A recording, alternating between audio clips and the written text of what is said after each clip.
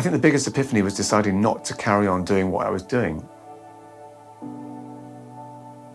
I have been working at Kingston Museum now nearly 5 years. So I started working here as a curator first. So my PhD proposal naturally developed from my work. I decided to do some writing about my experiences in the art world. And it was actually one of my artists who run the artist PhD program at Kingston who suggested that if I was just to kind of work on that as a proposal, that might attract some funding and would make an interesting PhD. The head of the postgraduate department at Kingston thought there was something in there and worth pursuing. Sometimes it takes somebody else to actually see the potential of what you're proposing.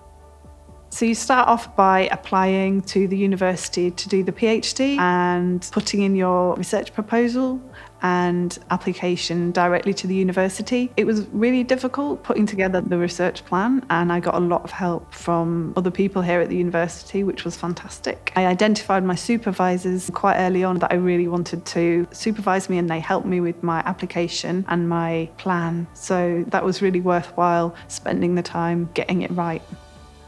Sometimes students approach me when they're thinking about developing a proposal, and one of the things that I can do as a prospective supervisor is to help them develop that project to make it PhD worthy. You sort of get an inside view when you've done a few of these about what kinds of things need to be demonstrated, what sorts of skills need to be shown, what kind of language needs to be used.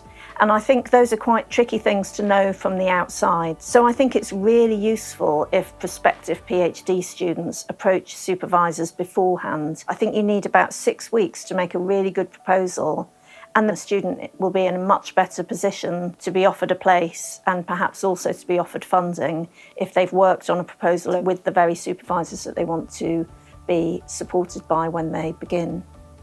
My supervisor gave me some helpful advice because I haven't done intensive academic study for 18 years. So it wasn't necessarily easy for me to produce academic application. So my supervisors helped me how to make sounds best. Most supervisors would be involved in helping a PhD student put together their proposal. Typically, a student will have a look at the guidelines, they'll contact a particular supervisor, put forward a often quite well-defined proposal, and then that becomes a basis for discussion about how that might be done, what aspect of it has been overlooked, and it's a refinement process. So yes, there is quite a lot of work involved in applications. The process of applying is so grueling and it is really challenging, but I think the work that you put into that is absolutely worthwhile.